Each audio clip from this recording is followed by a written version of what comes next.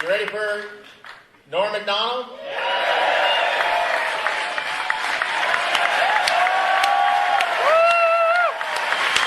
and I started out together in Kent. I'm just going to introduce you. Ladies and gentlemen, NormMacdonald.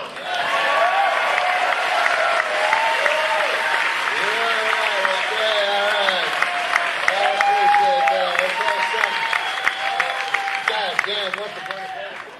Well, I'm sorry for swearing, but this is hard to work.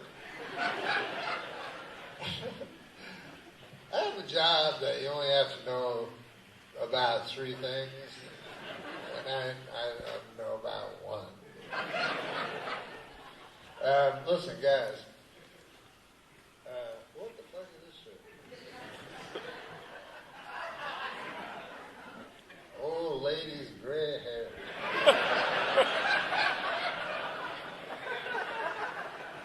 How'd that get out of my throat?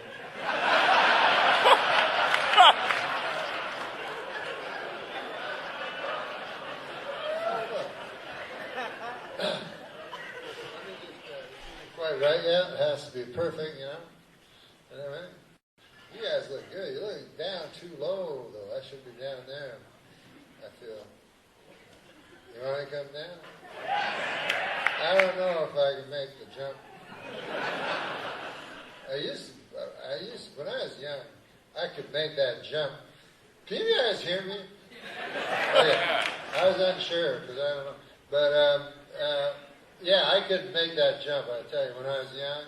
God damn, you should see me when I was young. But I'm old now and not young. So if I jumped when I was young, I go, God damn, I jumped that, and I feel good. And now I think I jumped that, and the bones split sideways. And, you think about when you're real young. Remember when you were so young that you were like a fucking superhero? Like you're so. When I was young. I was, at one time, I remember a tooth came out, knocked out of my mouth, and another tooth grew in.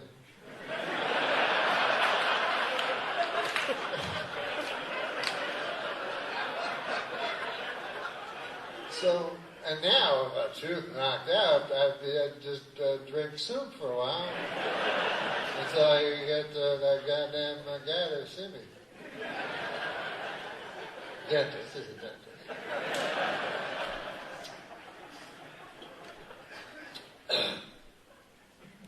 Yeah, when you get old, man, I don't bum you out or anything, because you'll all get old, you know. But you start thinking different. Like, a lot of times, I think of my imminent death. Spent a lot of time ruminating about that. And when something happens, like I spend a lot of time checking out my left arm. I go, how's my left arm feeling today? Because sometimes it feels weird, and then I go, whoa. Because symptoms, the thing about symptoms, this is the problem with symptoms. Because I look at WebMD or not. The symptom, like if the symptom. If you have indigestion, that's a symptom of a massive heart attack. But it's also the symptom of indigestion. So,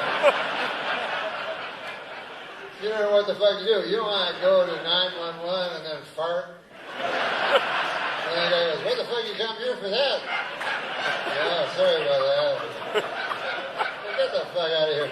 But, so you're too embarrassed, so you just die at home. With perfectly good digestion.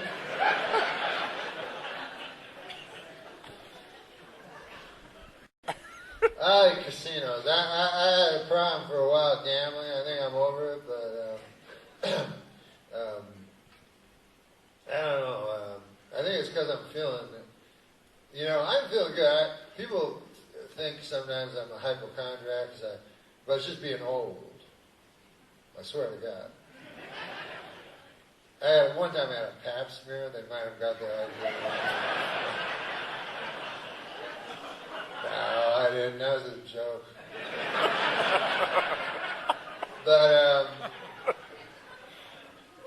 But I don't even know why I said it, because I was talking about casino and gambling, and then I don't know why I said that. But I like gambling, and what the fuck's that smoking shit? I'm not gonna start moonwalking or anything. Don't expect anything exciting. I don't know what it is.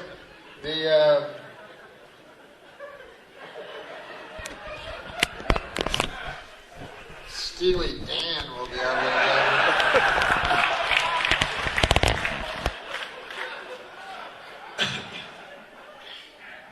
But no, I did gamble a little compulsively for a while, and I'll tell you when you know you got a gambling problem is when pit bosses are your friends. They like you. That's never a good sign, because these people do not like. They're not, usually affable fellows. So if suddenly they're your best friend, it means you're a fucking sap. And many times, my best friend has been the pit boss. And he's like, hey, listen, Norm, do you like beef? Can I get you some beef? You enjoy eating meat? And I'm like, yeah. I gave you some free meat, man. Gotta cook it up back there, you can eat it. God damn, you're a nice fella. Yeah, just stay here at the casino and go eat some beef. Anything to keep you inside the casino, they would do, Gotta go, this is my wife, you wanna fuck her? As long as you fuck her in the casino. You can fuck her at that crab table if you want.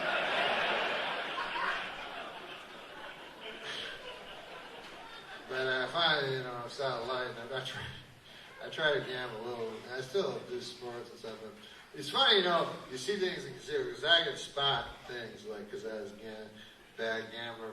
And I can spot, people got systems and shit. They come to the casino, they go, I got a system. I'm going to play my system.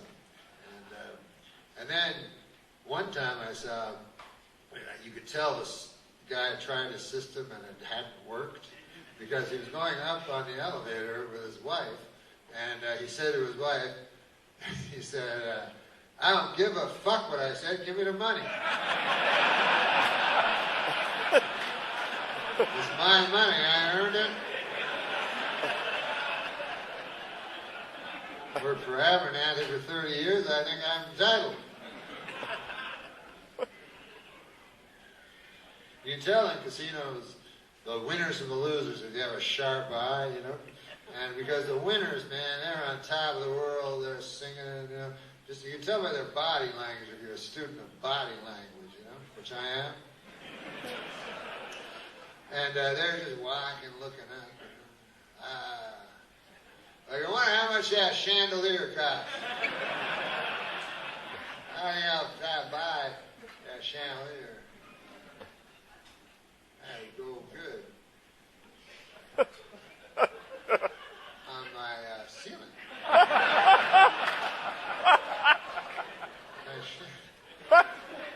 And then you tell the losers, hey, I wonder what I get for these shoes. People always need shoes. That much I know.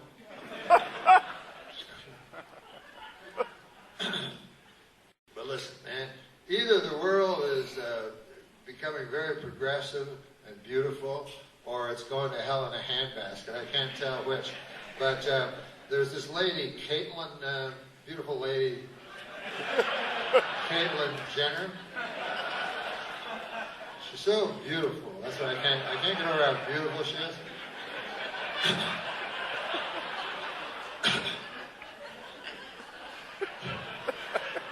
And I find her timing couldn't have been worse because I am of an age where when I was a boy, they had the Olympics in '76, and she won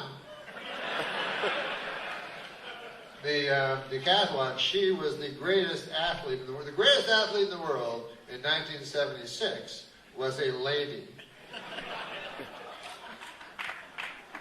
Isn't that amazing? So that would have been a great moment for the feminist movement if, they put the gold medal around. And I was like, by the way, I'm a lady. Go, God damn. The world's greatest athlete's a lady.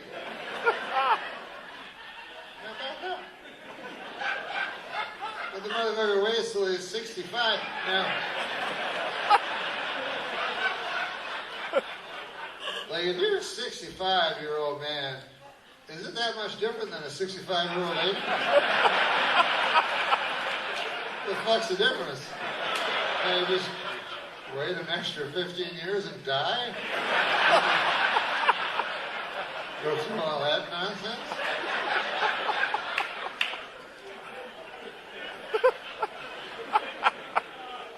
I don't get it. I might become a lady. I'm thinking about it. I would only do it under very certain circumstances. But, because one thing I was thinking, I suck at fucking basketball. Men's basketball. But I'll bet you women's basketball, I'd probably be a pretty good, sixth woman off the bench or something. First of all, I'm huge. I'm 6'2". I'm a giant. And they couldn't stop me because I'm a woman. See, when I was young, I would say to my mother, I would say to my father, listen, I'm a lady, And my father would go, what are you talking about? You got a cock. And I go, oh, yeah. I forgot. But anyways, that's how ignorant we were back then.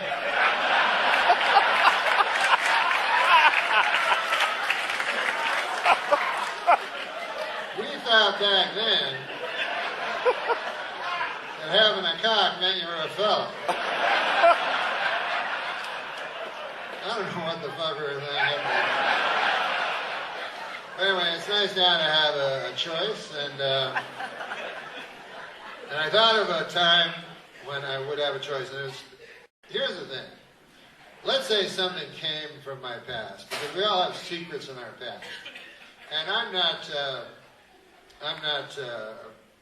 listen, I'll tell you a secret from my past. I'm guilty of one real serious crime, many, sins, but one legal crime, which is the crime of manslaughter. A long time ago, and you don't need to know all the details, but the gist of the thing was I slaughtered a man.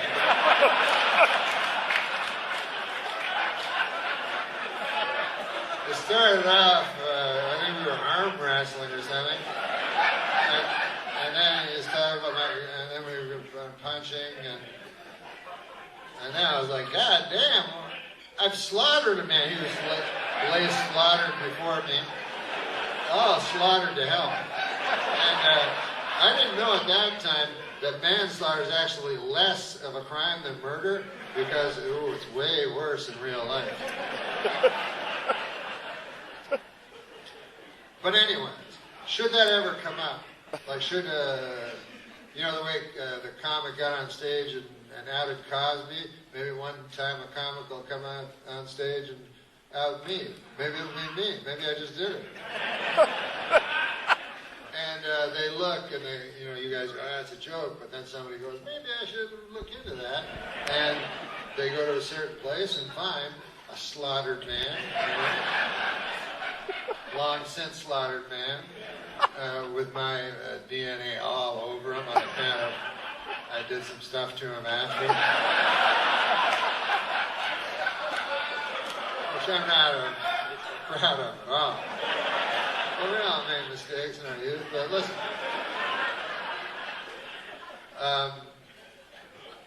The point is, if I went to jail and the judge said, you have been convicted of manslaughter, but because the jury found that you slaughtered that man. Have you anything to say for yourself? Then I would say, yes, I only have one thing to say. I am a lady. Then you go, you're not a lady? And I go, you fucking bigot. How dare you say that? I think I am a lady, and I should know more than anybody. Who would know more if I'm a lady? You, some judge of some sort, or me, a lady. Now ship me out to ladies' jail. Come on. Get me over there. Because I feel I would be a big hit in ladies' jail. I'm very popular. That is my feeling.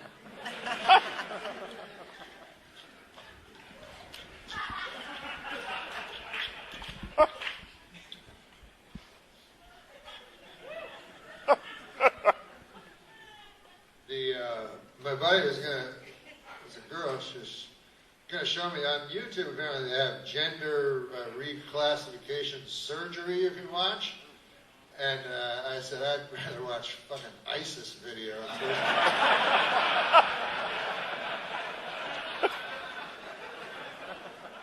It's in its infancy, that particular procedure.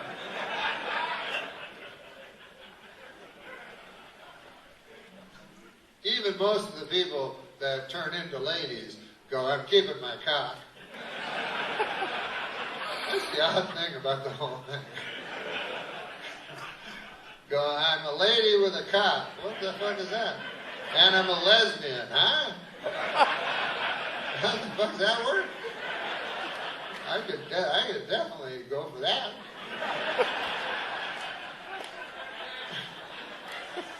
Go, I'm a lady with a cock, lesbian, and then the lesbians, of course, would like you on account of you got a cock. You don't have to go buy one in the store. On the way home from the lesbian bar. You're on your way home. Better buy a cock. Don't worry about it, I got one. You got a cock? Yeah. Lesbian with a cock.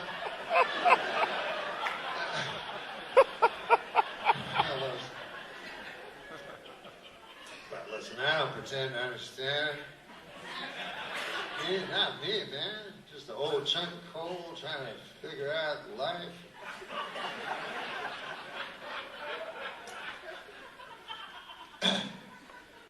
Sexual matters of any sort confuse me, you know. And it's because I'm of my age, you know. I'm 51, 211. As Abraham Lincoln once called me. I'm 51, and yeah, my cock doesn't work that well. I'll be honest with you. You guys will realize it when you turn 51. Because when you're young, you're, God damn, my cock will work forever. And then it doesn't. You're 51, then you're like, what? And then it still works technically, but it's not, you know, the same. You know, you see pornos, it's like the hottest looking girl and everything, and the guy's like hanging out there, doing all this filthy stuff. Then she takes the guy's pants down, his cock's not hard.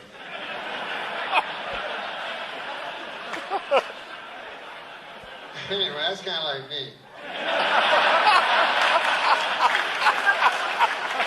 Like in the porno, they're not like, what the fuck? Like, with me, they're like, what the hell's going on there? Like, well, what? It's hard. In a sense. It's inflated a little bit. We can work with it. It's not dignified. I'm thinking of retiring from fucking.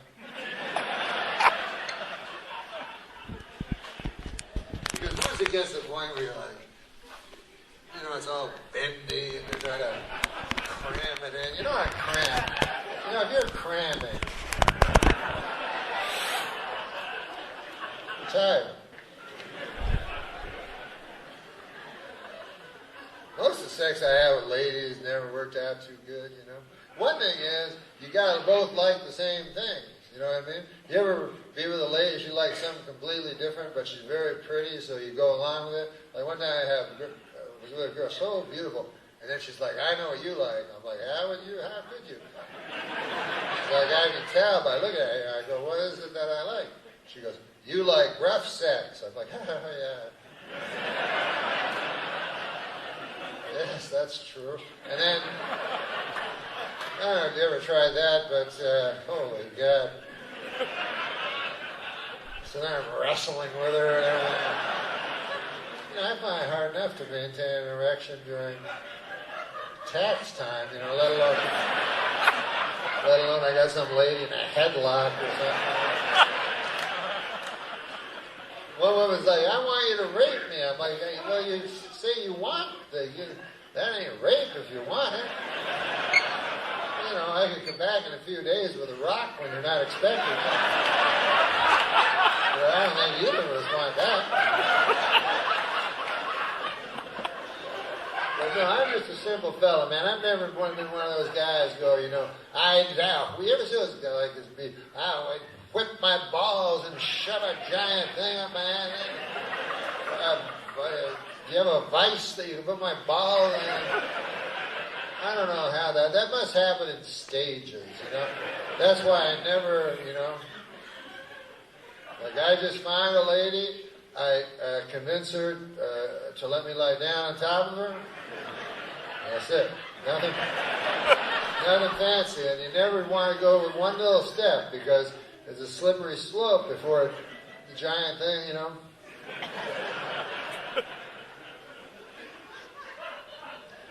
So that's my advice to any of you young people. Just lie on top of them. And if you feel like, because they'll always try to put their finger in your ass, and you're like, oh! I know what this leads to.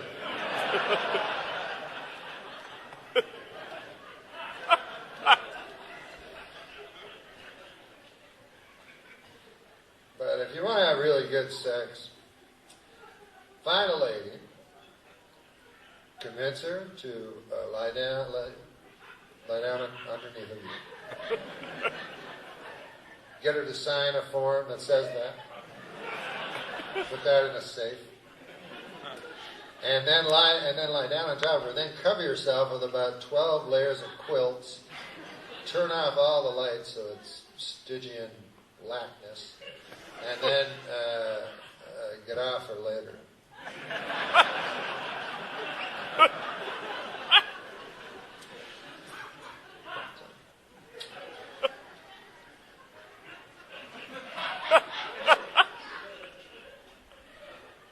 Maybe I'll retire, have a press conference, go, yes, because anything else you can retire, you know what I mean? Like a job, everybody retires a job, everybody, at some point, you go, fuck Abernathy, I'm not fucking listening to that motherfucker no more. I had it with Abernathy. I'm going to retire, and Daphne and I are going to go to Costa Rica's, and we're going to lie on a hammock. And rekindle our thing. Or like I retired, I used to play rec league hockey all the time. And one time, 2 years ago, I just said, I can't do it no more, man. I can't. My arches are gone. These guys are young. They're hitting me hard. They're out skating me. You know, I lost 4 teeth total. And I'm lucky to have lost only that few. And it broke my heart. But I had to hang up the old tackleberries, and everybody understood, man. They're like, oh, yeah. But somehow, sex, you're not supposed to, you know. Like, I would love to just go, listen, I'm announcing my retirement from fucking, and I'd like to thank them 8 ladies that let me lie down on top of them. It was very nice of them. I really appreciate it. I know they didn't care much for it. But that's the other part about sex when you're a dude, because you know the lady is not having nearly as much fun as you. It must be different for a lady, because they see the guys having crazy fun. But, you know, dudes are just looking at the ladies like... You can tell the lady's not having fun because the dude is usually telling the lady. Even in pornography, where they're like, you like it. It's like, huh? I was just saying, telling you like it. Yeah, I guess so. Trust me. You like it, you dirty fucking... What is it? In porno, they're so mean to the girls. Like, I watch it, the girls could not be more accommodating. Like, just instantly have sex with a dude. They never did that with me, ever. I've been once on TV. I used to be on TV. These guys, they just got a futon and a light bulb and shit. Ladies, very accommodating, nice enough, and then the guy's mean to, and then even the title itself is like dirty, fucking cum-guzzling whore, loves to suck and fuck, and I'm like, well, that's not the film I just watched. That seemed to be mostly the feller's idea. What the title of that for? Should be the greatest lady in the world that I ever met. In a park one time.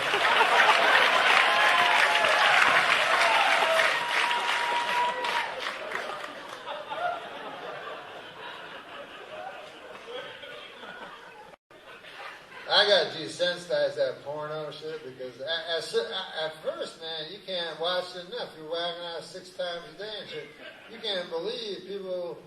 And they never see the same girl twice. They're like, why is every girl a whore? What happened? What the fuck happened in this world?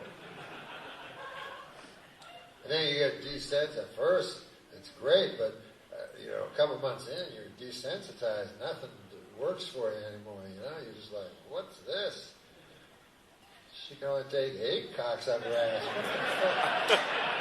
Why'd she get in the business if you're going to be a prude? I mean, goddamn. I'll find a different thing. I'll find a worse thing a person can do to another person. You become maddened by the entire thing, But, I still like whacking out. It takes me a while, I don't go like, I gotta whack off. I feel like whacking off. Instead I go, I wonder if I could make myself feel like whacking off.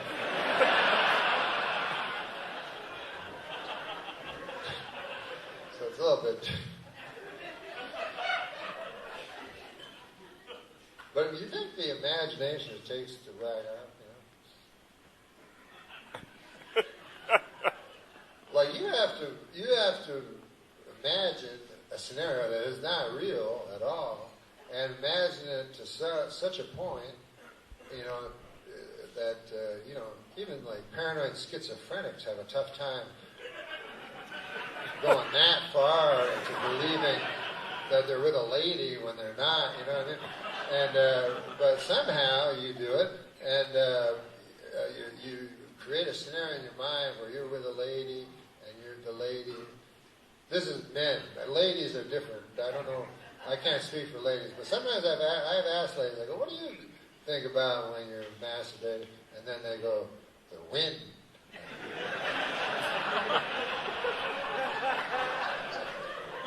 They're very advanced, But for a guy, he has to think of a scenario, in his mind,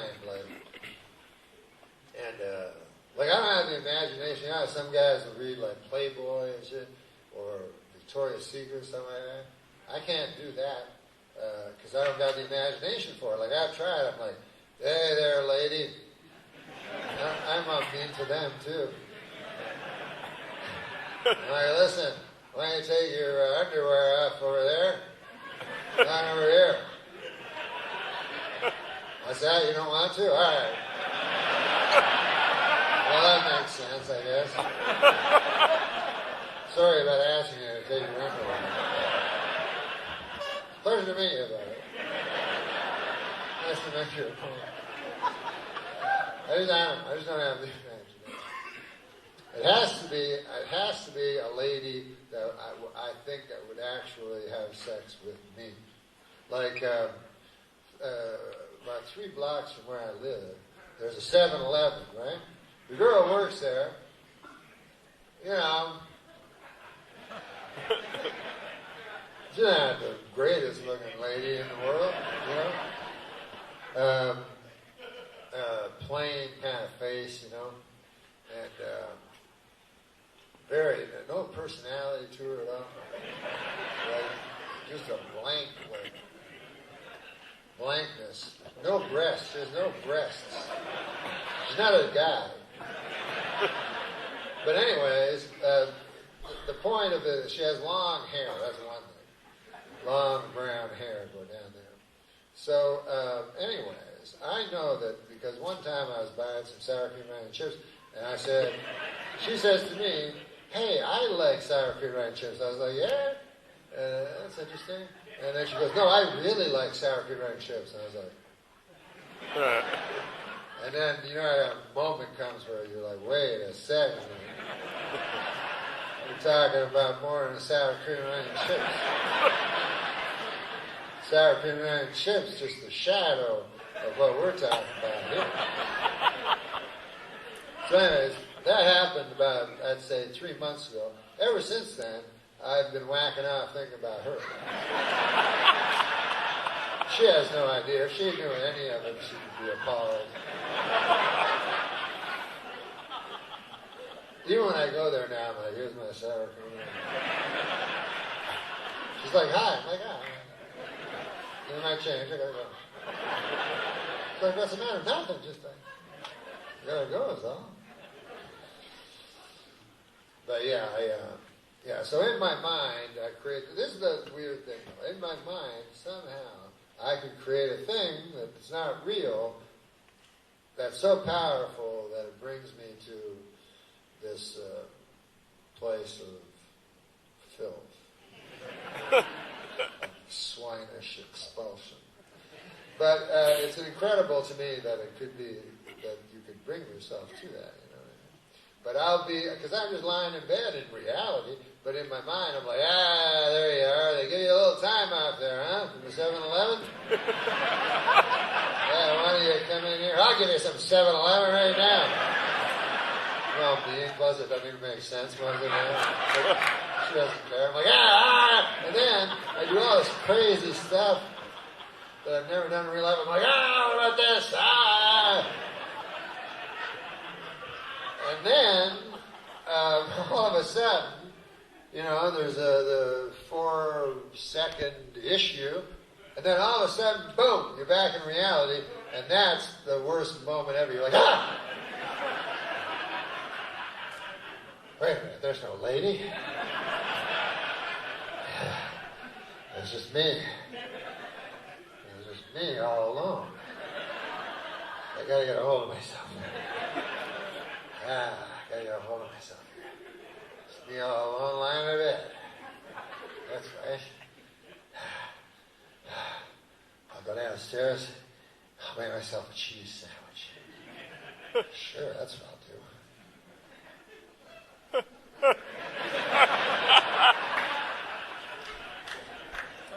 So it's weird having a complete psychic break like that.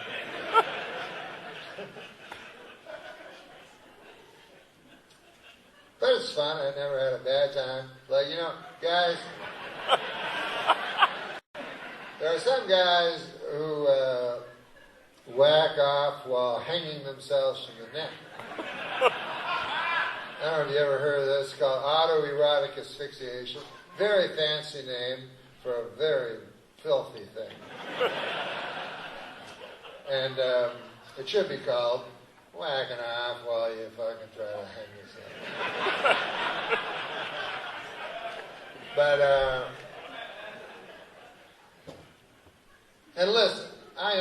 like hanging yourself in the neck until dead.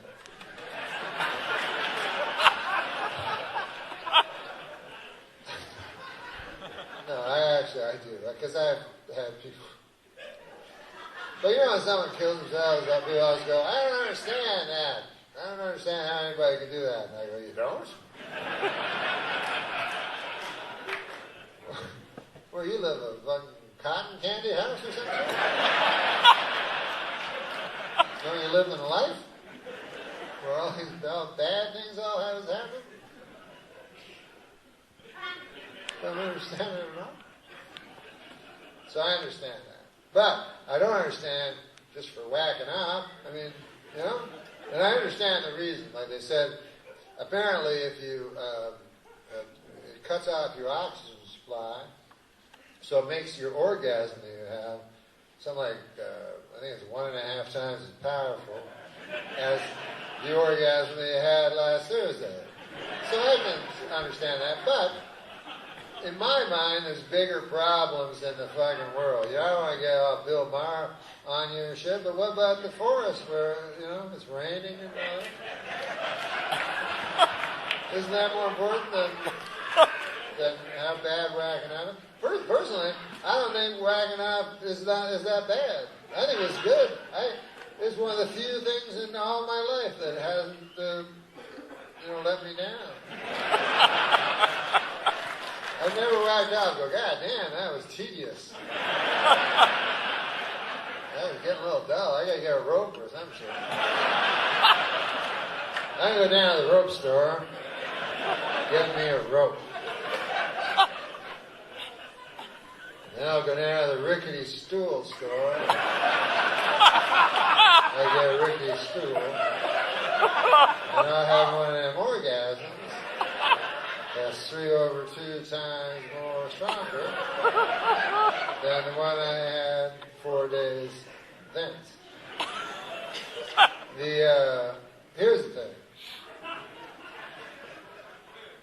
And I know Kung Fu did it and stuff, and I'm not trying to say, I'm not up here saying I'm smarter than Kung Fu. But just maybe there's one case.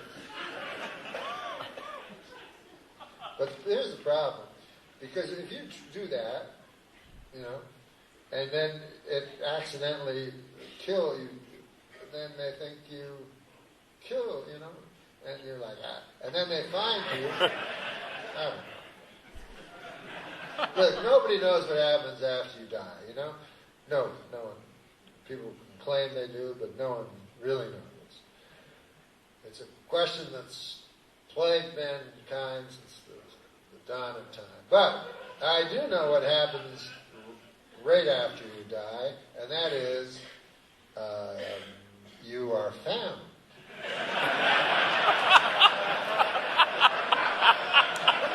So, here's how you don't want to be found. Because, you know, and it's the loved ones that always find you. And, you don't want them walking, gross! What the? Probably put that in your tombstone. Gross! What the?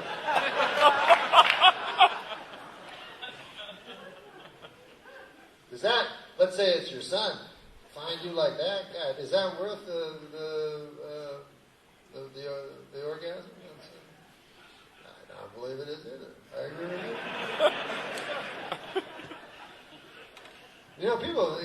People think, sometimes I think people think that if they're good parents, the child will remember them as good. But that's not true. Because children don't, like memory don't work like a movie, like a motion picture. You don't remember much, you know? You just remember like little snapshots of, you know? So you're not going to go, I remember my dad. Yeah, I remember when I was 5, he took me to Disneyland, and it was hot, man, it was 90, and he stood with me in line for 2 hours to get Mickey Mouse autograph in the killing heat. And he knew it wasn't Mickey Mouse, he knew it was some college fucking kid. But he waited, because he loved me, and I remember he had 2 jobs. we didn't have much. And I remember he come one time into my bedroom. It was late at night, and he was working a second job, driving a hack, and he come in my bedroom, and I was awake, but I pretended to be asleep. I was awake. I heard him come in, and he'd come up to me and kissed me on the bridge of my nose, on the lower of my forehead, and then the next day I woke up, and he was gone because he had to go to his other job because he worked two jobs, so that all they remember is So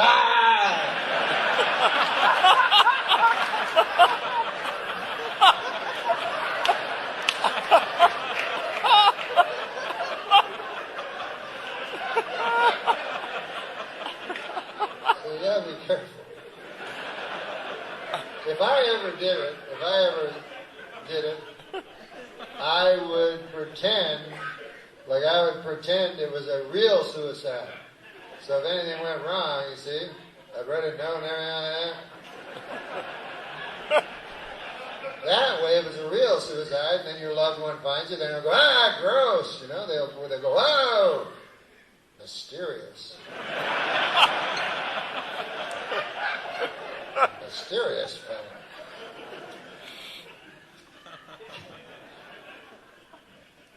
I would never tell you to hang yourself in the neck until dead or anything like that. But you know how people always go, I want to be remembered? That you will be remembered.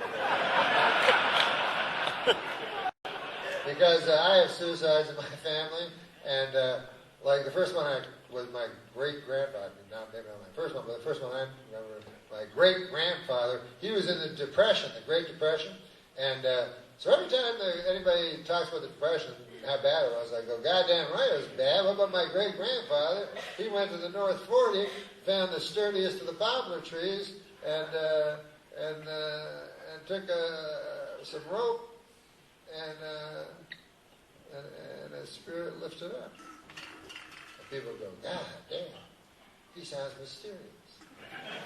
Oh, goddamn right, he was mysterious.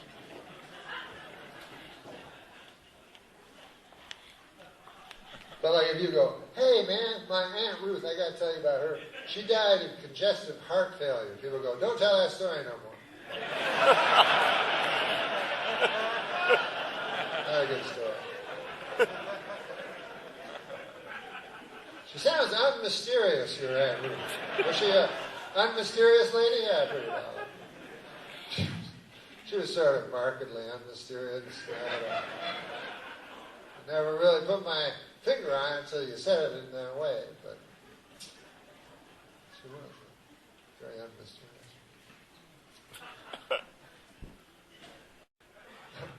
I don't know what I would write in my suicide note. On account of I've been very lucky in my life. I've been blessed with friends, and you know, God has given me much more than He's taken from me. And that's all you can ask for in this here world.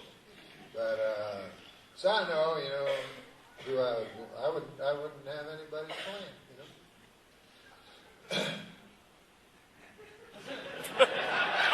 But what if, as a practical joke, you just like, you know, blame your barber or something? I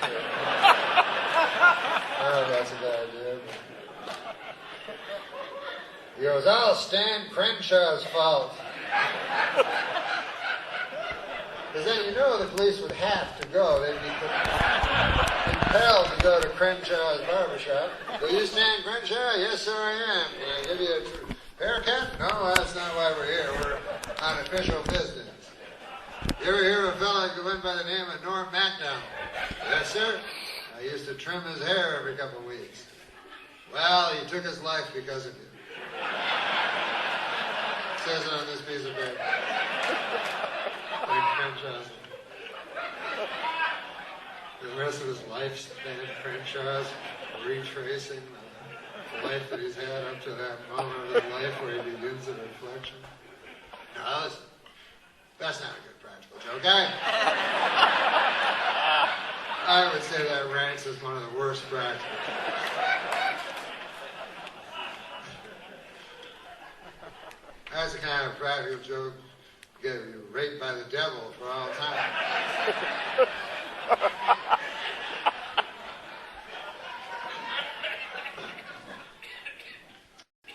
I try to live my life so that I don't spend eternity being raped by the devil. So I try to be good as I can be, you know. You can't be that good without the grace. You can't be good at all. But, like you think about it, I'm a Christian, by the way, but like people, a lot of times they think Christians are like, oh, I'm better than everybody and shit. But actually, no, we're the worst sinners of all, Christians, you know. Like, for instance, look at me, right? I'm a Christian, and I eat apples. Now, page 1 of the book. I don't like apples as much as the next guy, but goddamn. I like a Rome apple. I'll eat that. Macintosh apple. I like good apples. Red Delicious. I don't like that one.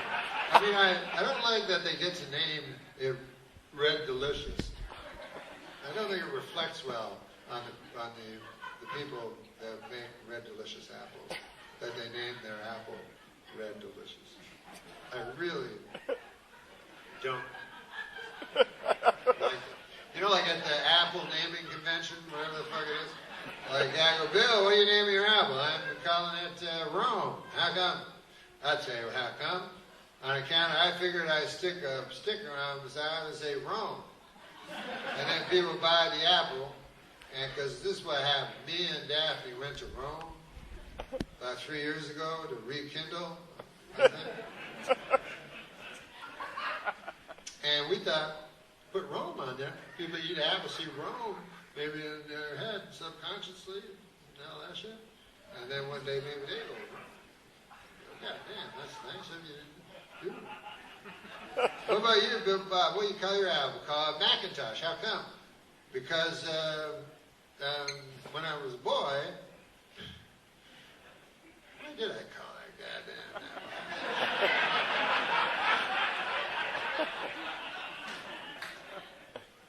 When I was a boy, my neighbor, old Hugh McIntosh, you know, he walked this earth like all of us, and he had his hopes and dreams, but that's all they ever were. It was as if he never left a footprint, you know. I'd see him walk, and his head would always be downcast, you know. When I said to him, "You, why are you always looking down?" He said, "I find a lot of stuff looking down, more than you'd think. And coins. In my life, I have found over $600 in different coins, dollar bills, different denominations. Found pocket watches and necklaces and all manner of jewelry. But I must admit that I didn't see the clouds and the firmament above, and the sun breaking through it. I didn't see the moon at night, the beneficent moon. I missed that. Never had a family. I was at his deathbed, Hugh. No family. And I remember saying to him, I remember asking him, I said, Hugh, do you have any regrets? And he said, only.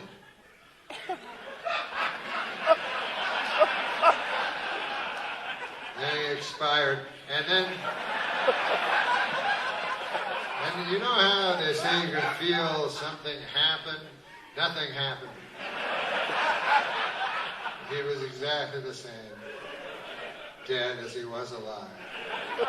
So anyway, I thought I'd name my apple Mac so that people would know that there was a man named Hugh McIntosh who won one day lived, as we all do, and watched this whirling cinder we choose to call Earth.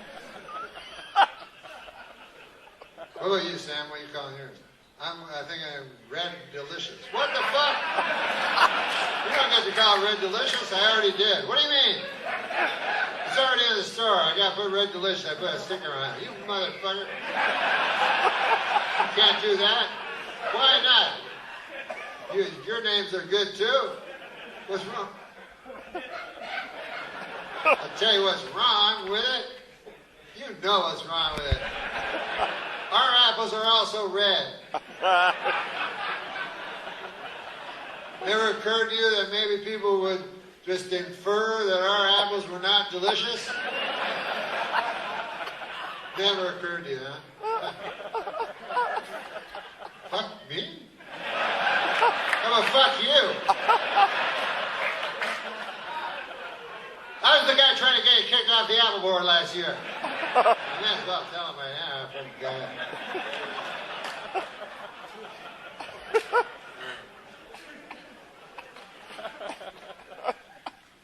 But listen, not everything has to make sense. Sometimes gibberish is fun, you know? Just incoherent words put together, rambling sort of a way. Thinking of Bill Cosby, you know, it's been such a weird year and stuff. Bill Cosby was my hero. I grew up because, you know, I always wanted to be a stand-up and everything when I was young. You know, he was the king, you know, and I so admired and loved Bill Cosby. And, you know, I tried to emulate him, and, you know, I never liked his comedy. That's the only thing. I never liked one of his jokes. I was like him as a man, you know.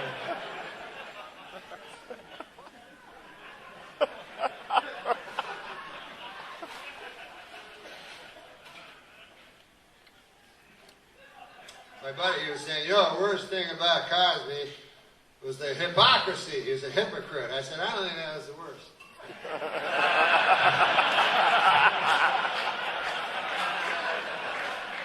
I think rape was the worst. And then the drugging of the rape, before the rape, and then thinking of the thing and drugging and then raping, and then finding some dude to give you some drug that would make you rape a lot of things until you get down to the fuck. It's not a bad problem. When you think about it, probably most rapists are hypocrites. There's not a lot of them running around going, I love raping. At least I'm honest about it.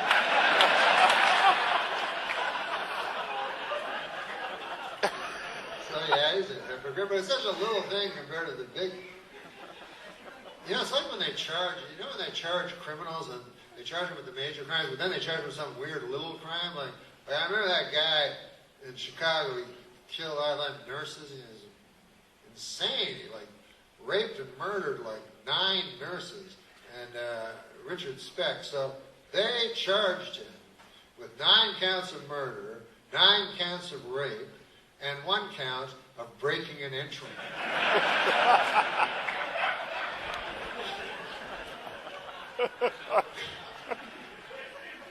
So then the defense is like, I tell you, that door was open.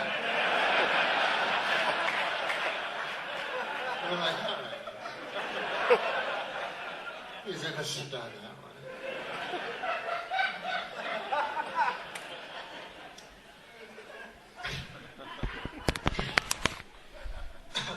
So that's how I feel about Cosby being a hypocrite. Like, because, you know, there's no lady ever woke up in some hotel room all drugged up with a Cosby cock in her face.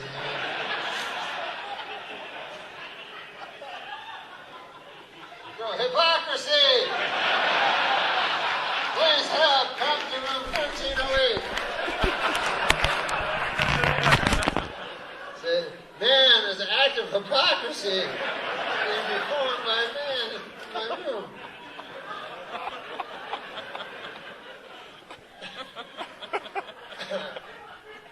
People are so against hypocrisy. That guy's a hypocrite.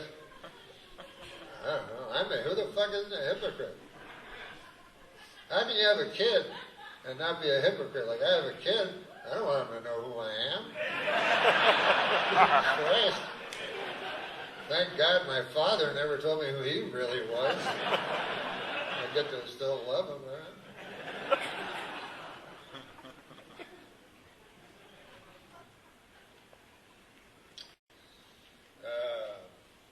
I miss my dad sometimes. Mostly I don't, but sometimes I do.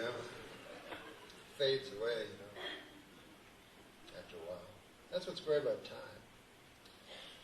You know, there are things about time that, you know, especially as you get old, you know, that the snow gets a little deeper.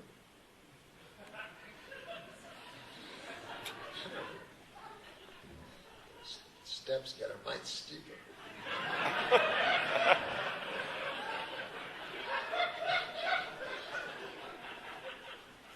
I'm testing my material for when I get to be a real old man.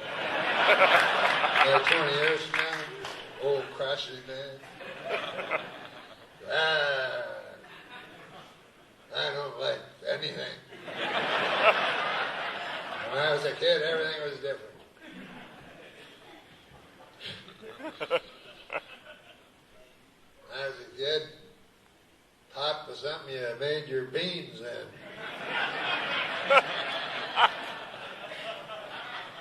Ash was something you ate for breakfast with your egg down at the diner.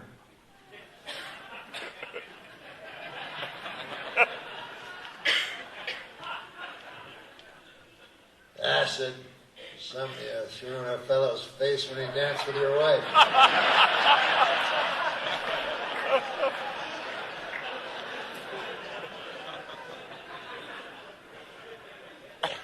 Ecstasy.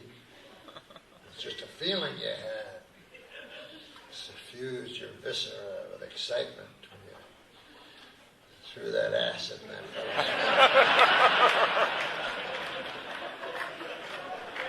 He had it coming, he was dancing with my wife.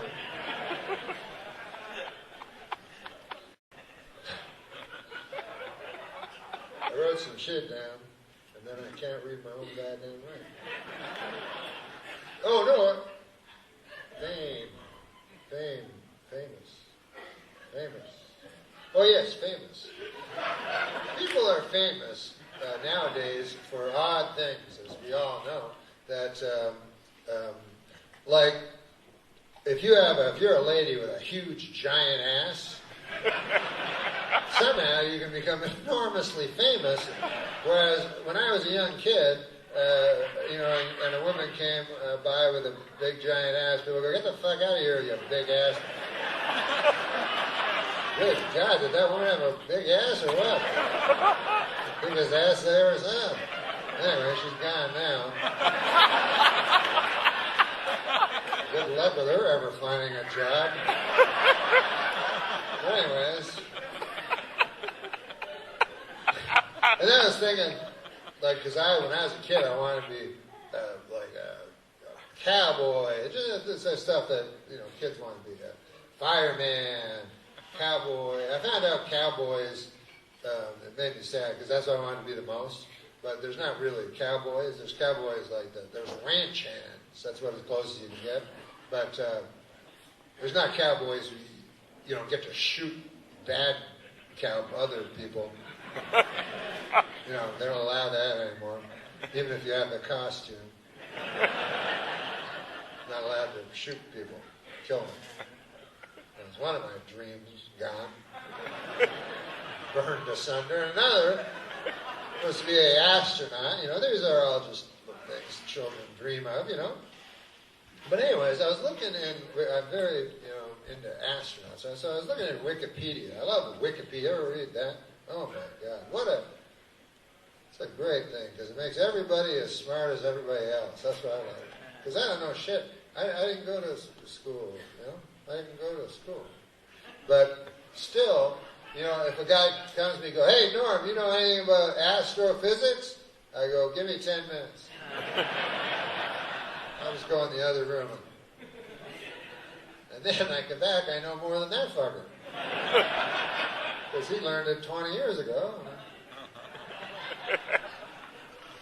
But that's what I love about Wikipedia. But I was looking up astronauts, and here's an interesting thing. So many people went to the moon. 13 people went to the moon. I had no idea. I was so shocked by that statistic. Because all I had known was Buzz Aldrin, Neil Armstrong, and Michael Collins. Because when I was young, I was a little boy with my dad. We watched on Philco TV, and he was saying, this is real important, you got to watch this. And I remember that. But I don't know any other ones that went to the moon. There's 10 other ones. So, and Michael Collins, by the way, didn't actually go to he went to the moon, but he didn't step on the moon. Like, all three of them went to the moon, right? Buzz Aldrin and Neil Armstrong, they left the lunar capsule and they climbed down a rope ladder. And then Michael Collins, he had to stay in the lunar capsule. I don't know why. And he was looking out the window, you know, and they're fucking playing golf and shit. You know? Driving around on dune buggies. Having a grand old time on the moon. And then they finally went back to the lunar capsule. And, you know, they were probably nice people. They probably didn't want to make, you know, Mike feel bad, you know. So Mike was like, hey guys, what was it like on the moon? Was it cool and everything? Yeah. It was okay. There's no Earth or anything, you know, I prefer the lunar capsule. If you want the real truth. What about you, Buzz? Buzz likes the lunar capsule. And I would bet about $1 trillion that at some point Michael Collins said, hey, what about if I went down the rope ladder for 10 seconds and then just stood on the moon? And they're like, no. Why not? No, I don't know why not.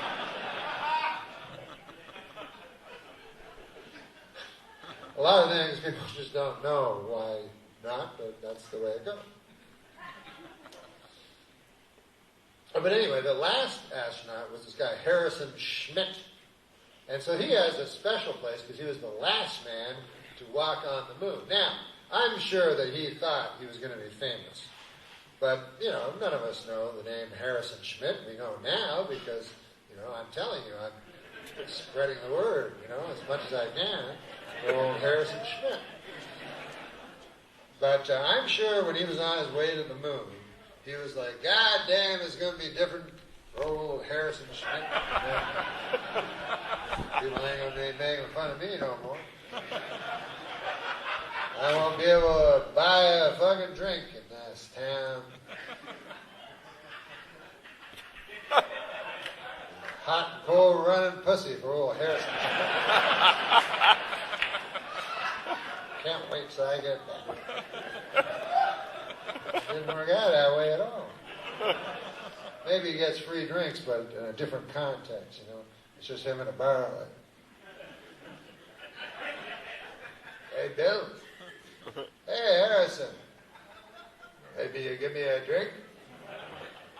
Yeah, sure, Harrison. Come on over, man. Tell these guys your story. Yes, sir. Nice to meet you, folks. I walked on the moon. Thank you very much, sir.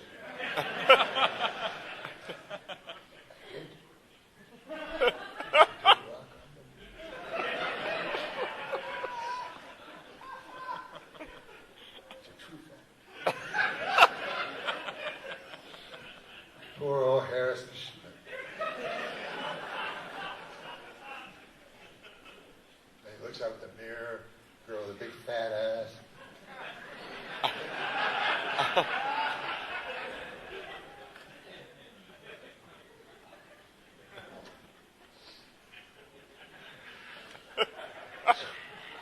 Things have changed, that's all. Different things are considered, you know, what's his name? Caitlin, the beautiful Caitlin, is considered brave. Words have different meanings now.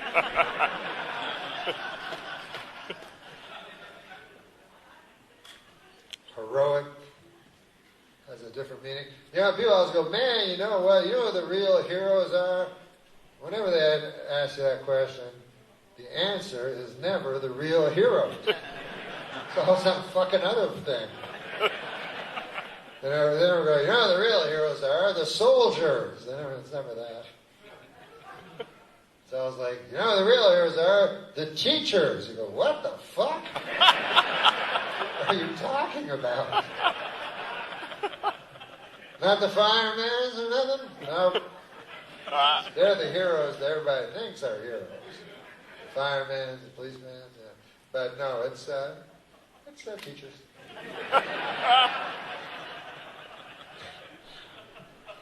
And both my parents were teachers, you know. My mom is still with us, and my dad is not. But they were both teachers, and both very nice folk, you know. But nothing heroic about them at all. No. To me, the most heroic job in the world is volunteer fireman. You ever hear of that job? The volunteer fireman. Because think of that job. Volunteer fireman. It combines incredible danger with complete absence of pay. Like a guy runs into a burning building, grabs a kid, here you go, kid. Ooh, goddamn, I'm hungry. Haven't had a meal in a couple of days. Huh? What's that? Oh, you forgot your cat. Oh, okay, I'll be right back. And then a big beam hits the guy, and some orange, sparkly stuff comes out of it. And he gets the cat. He's like, here you go. Oh. My stomach is kind of bulging. They say after you haven't eaten for a while, counterintuitively, the stomach gets bigger. Huh? What's that? Oh, your teddy bear. Yeah, no, I'll go back. Listen, you think you could try to scrounge up a sandwich? Ask somebody if they got a sandwich around. Maybe your parents. Tell your parents that I saved you. And then maybe they'd make me a nice sandwich. That to me is a hero. A teacher. Can't agree with that one. Because, and I know where I'm talking about, because I had a lot of teachers. I used to be a student a long time ago. So I know teachers. I've seen them. I've met many. But not once, not ever, did I go, hey, listen, Barney, I was just thinking. I was looking at old man Hendrickson up there at the chalkboard, see how he's erasing the chalk? He's writing shit with the chalk, now he's erasing it. He's kind of a hero in a way. When you think about it, the way he tells us what to do all the fucking time and shit, then we have to do it because we're scared of him.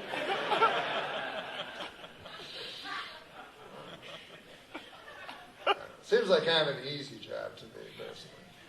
Like, how many jobs are there where you're 10 times bigger than everyone you work with? That's a nice perk.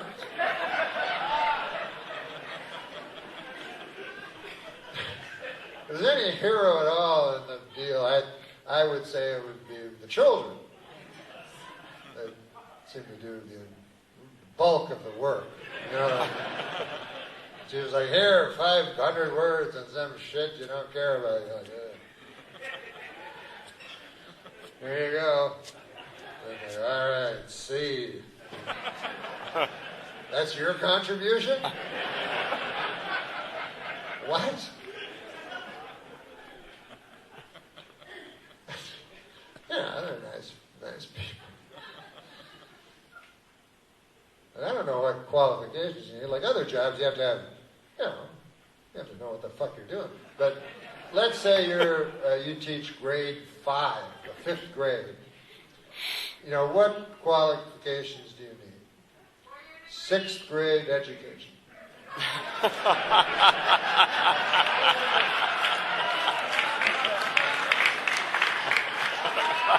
Anything more than that, like what you were saying, overqualified. I'm not going to know what the fuck you're talking about. 4 years? That's what it takes? Some of the children will be smaller than others. Like, how many years would it take? Then you give them the book. Don't fuck them. Only a few things you have to know.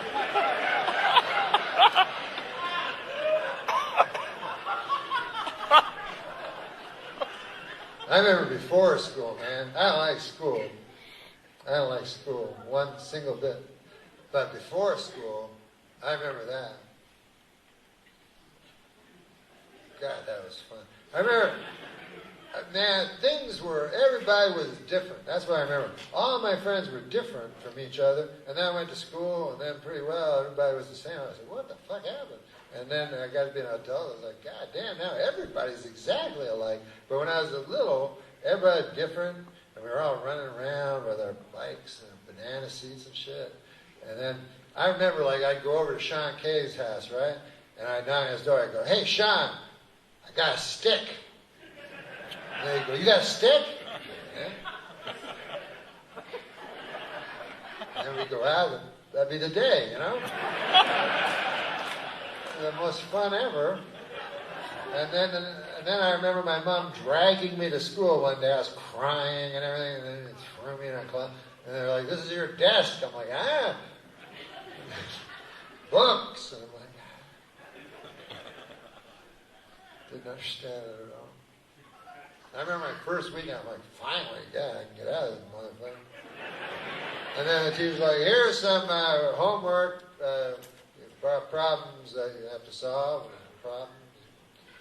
And I was like, listen, teacher, I think there's a mistake. I'm 5 years old, and I got no problems. That's the greatest thing about being 5. Don't got a care in the world. Don't got a problem at all. I will later on when I get to be your age, but now I got no problem. And then the teacher goes, well, you got some fucking problems now. You got a whole book of them, and you got to solve them. And by the way, these problems have all been solved thousands of years ago, but you have to solve them.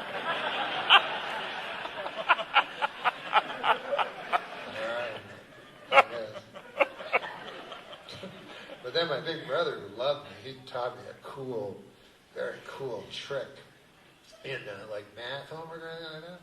Like, it turns out, if you decode you can crack this. The back of the book has the solutions to the problems. The problem is they're upside down. But once you know that, then the math homework becomes a lot easier. Like, all right, here's my math homework. Yeah, well, it took 30 seconds. Yep.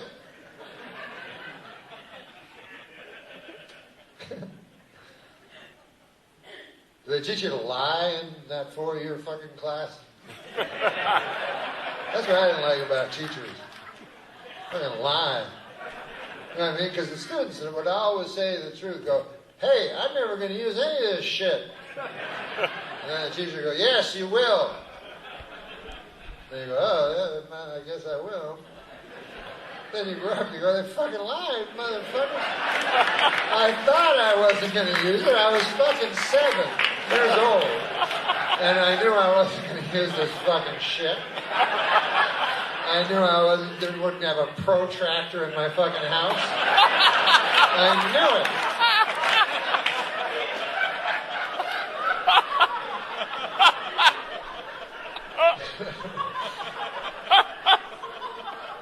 Yeah, you don't know what a protractor is? Do you forget? That's the other thing, you forget everything. That's like they have they have that show, Are You Smarter Than a Fifth Grader? Of course you're smarter than a fucking fifth grader. But you watch the show, the fifth grader wins every motherfucking time. And he's not smarter than you, that's retarded. It's because of what he's saying. They ask you questions that you learned 30 years ago, and this kid learned yesterday. So who the fuck's gonna win? Exactly. What's a protractor?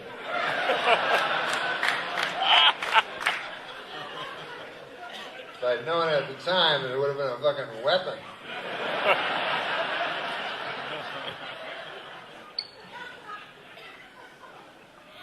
No, I wouldn't have killed the person with a protractor. Excuse me. But, you go on with life and you try to be happy. I just had nothing to say, so I said that. Sometimes I'll do that. But anyways, there's no going back, I'll tell you that. I realized that very early on. I was in grade 0 or 1 or... That's not 0, that's kindergarten. But I always called it 0. But I learned early on, because I'd be sitting in class and, what do we do now? And I'd look out the window and there's that stick. I can never go back, though. It's only a stick now. I could measure it.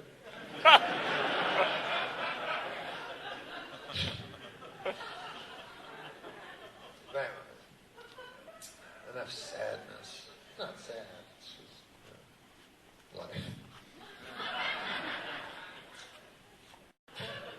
You know about that thing where they say recovered memory,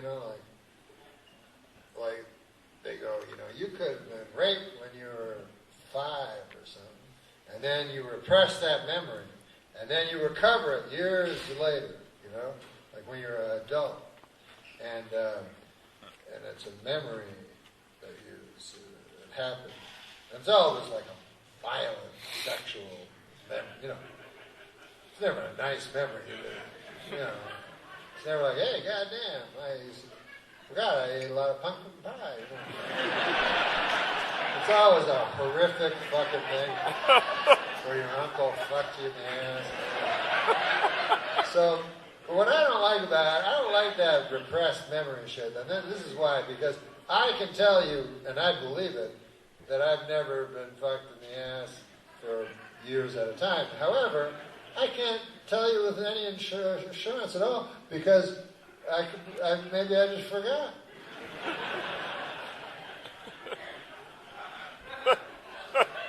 So it's about 50-50, really.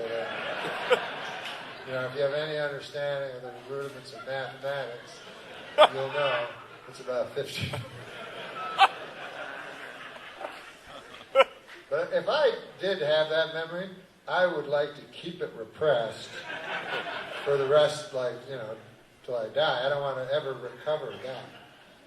I don't want to be walking down the street with my friend to the cheese sandwich store and go, hey, listen, what are you going to get? Cheese sandwich. Yeah, me too. Let's walk there. Doodly-doo, doodly-doo, doodly-doodly. Ho! Whoa! And my friend, whoa, what happened? Nothing. It was something. I just remember something. Between the ages of 4 and 8, my uncle fucked my ass every night. All right. I'm going to go live my life now. See how that works out.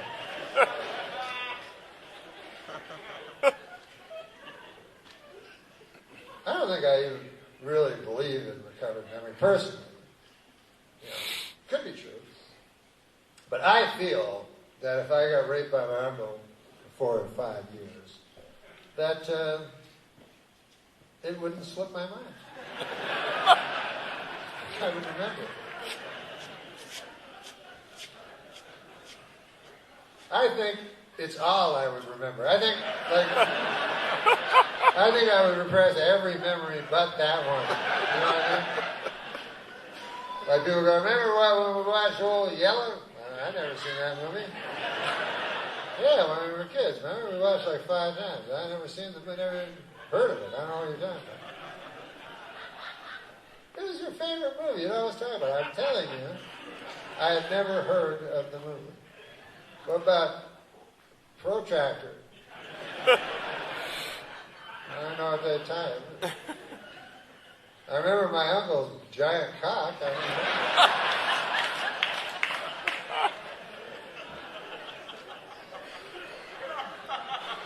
It probably wasn't that giant. You know, if I went back now, you know how you think things are big and then you go back.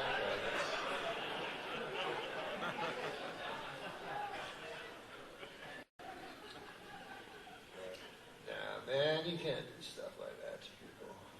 Yeah, you know, that's not why we're on this earth. That's not why, you know. You gotta just try to do your best to love. I learned that when I stopped fucking. Once my cock stopped working, I learned about love because, you know, really, you know, that's all we got, you know. That's all there is. All the rest of the stuff is just like, you know, stuff we think will make us happy, you know what I mean? You go, I'm going to buy that hat. That'll make me happy, and then you buy the hat. Wear it for a while, and then later you go in the closet and go, where the fuck is that hat from? Did I buy a hat at some point?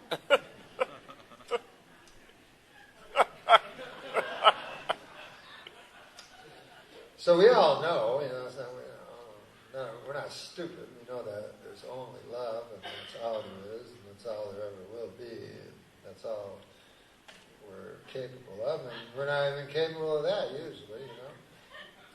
You have to try your hardest. And like I try, you know, but sometimes, usually I'm not good and I can't. Like there's a homeless guy who lived beside me. Like I have home. He lived. He's in the street and shit. So I walk out every day and stuff, and I walk right past the homeless guy. And he's always like, you got $1? I go, I don't got no fucking dollar. And then $1 would be falling out of my pocket. He's like, what about that one? I'm like, that's for licorice. Never mind about that $1. And then I go to the liquor store, come back, and then he's still there. He goes, you got any licorice or $1 or anything? I go, I got nothing, motherfucker. Get a job. I hear they're hiring people that shit and piss their pants down the street. Should be perfect. Let me get a job. Most retarded thing you could ever say to a guy.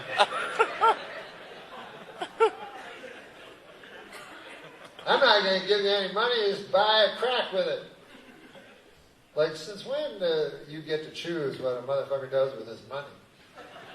You give the guy the money, it's his money. He can do whatever the fuck he wants with it. You don't get to follow him around. Because, can I buy this beefaroni? No. Maybe? What do you think?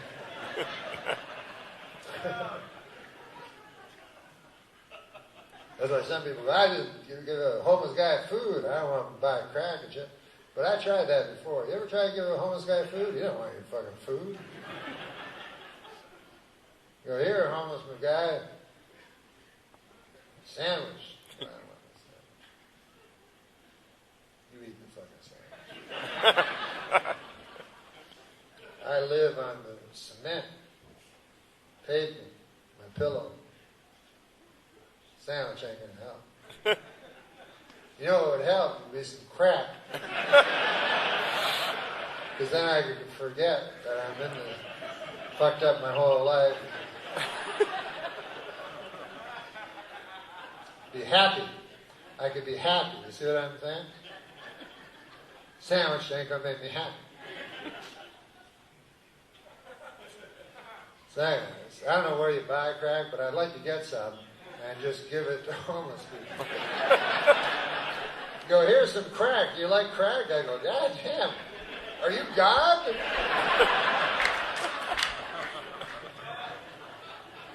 People keep trying to give me sandwiches and shit. Thank you, sir.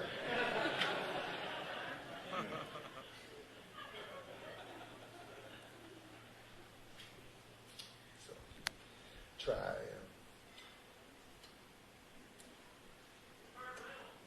At one time, try. But that's why I think I like Down syndrome people. Because here's why. You know how, what do we want, really, in life? Happiness, right? So, but do we have it? Not often. You know what I mean? It's like out on the floor. It's ching, ching, and then one time, ching, but the rest of the time, and but life is like, it's just plodding, and it's like sand, and, sand. You're old, and you're getting older, and the sand, and you drop to your knees, and goddamn, I want sand. But then you'll find maybe what's in sand? Fleck of gold, and they go, whoa, that gives you hope, keep you going. So I see that gold as like happiness, and I see Down syndrome people, they just seem to have big nuggets of gold all the time. They're happy. Couldn't be happy. And still people pity them. I don't understand why. People always look at those Down syndrome people laughing always laughing.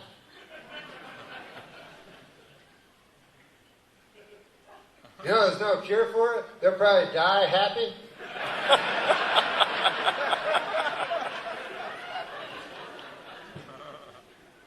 They don't know the horrors of life. That's the problem.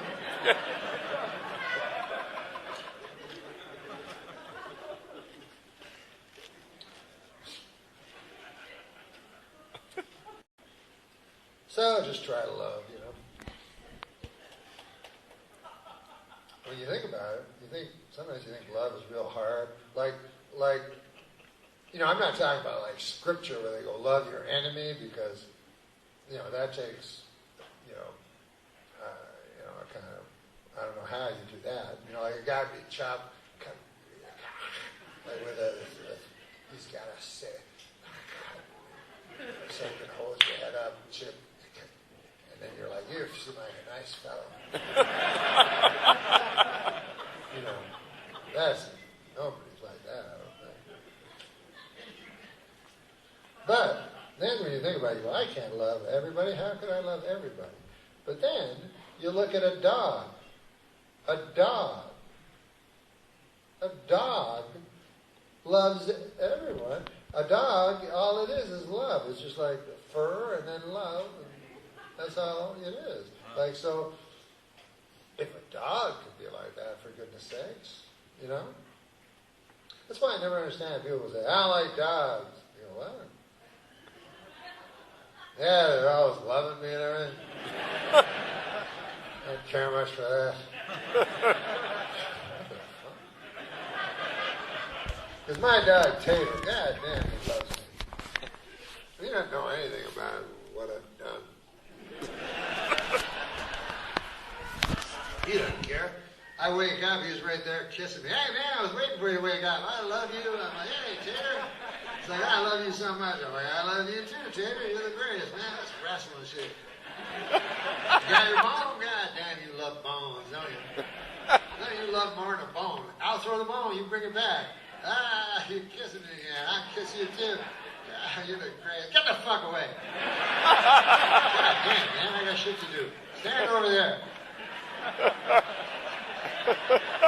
And Tater just stands there. He's like, okay, man, I'll stand here and watch you until you say something again to me, and then I'll run over and love you again, okay? Yes, that's okay. That's fine.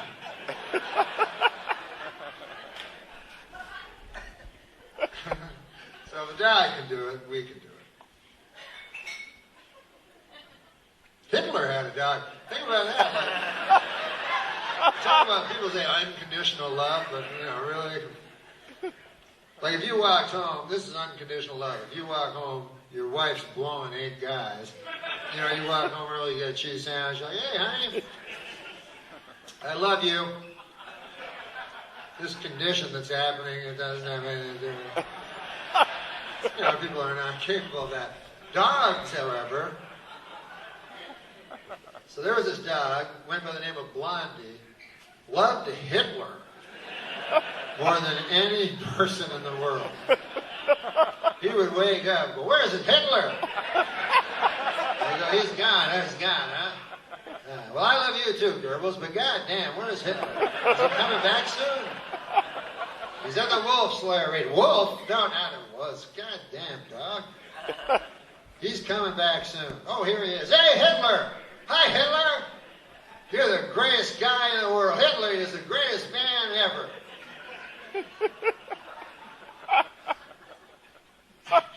That'd be bad if one of you motherfuckers just taped that one.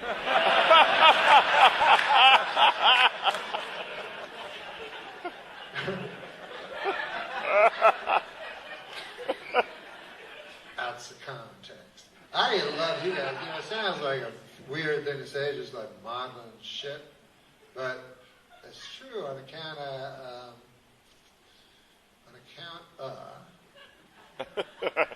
you came out and stuff, and you're all nice, and I don't know. I just love talking to you guys and stuff, and then because I don't know if you noticed, but a motherfucker's been shining a light on me. Like in stand-up when they want you to get off, a big fucking light comes on. So that happened about a half hour ago.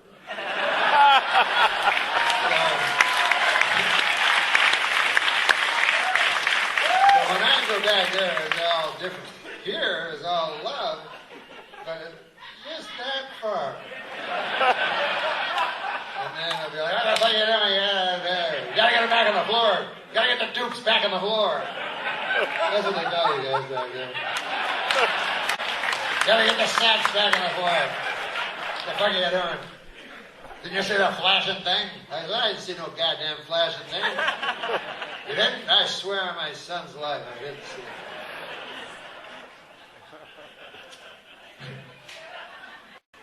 Hey, speaking of my son, I'm going to leave you. This is what I'm going to leave you with. My father's favorite joke, he's gone, and my son's favorite joke, he's not gone. He's still here. But anyways, my father's favorite joke was this. He said, fella, memory failing him. So doctor told him to go to the pharmacy and get a medication. So the fella went to the pharmacy and he got the medication. And his friend, the next day, they were chewing tobacco on the front porch. And one of them says, Fred, now what's the name of that memory thing you got? I heard you got something for your memory. What's the name of it? Fred's like, oh, God, what is the name of that? It's... what's the name of that flower? It's a flower. I don't know, a tulip? No. You wear it in your... Is it a carnation, Fred? No. It's a flower that, sometimes it's long stem. You give it to a girl who's romantic. That was a rose? He said, yes, that's it, yes. Rose, what the fuck was the name of that medication? I got at the pharmacy. Remember? That's my dad's favorite joke. And then my son's favorite joke is very short. It's roses are gray, violets are gray, tulips are gray, because I'm a dog. Okay, guys, listen. I love you. Take care of yourselves. God bless.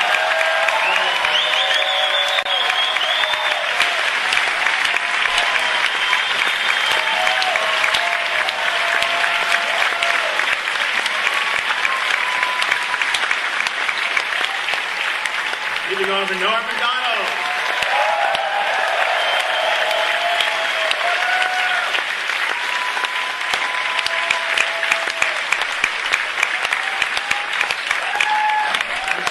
job, Tim. Thank you.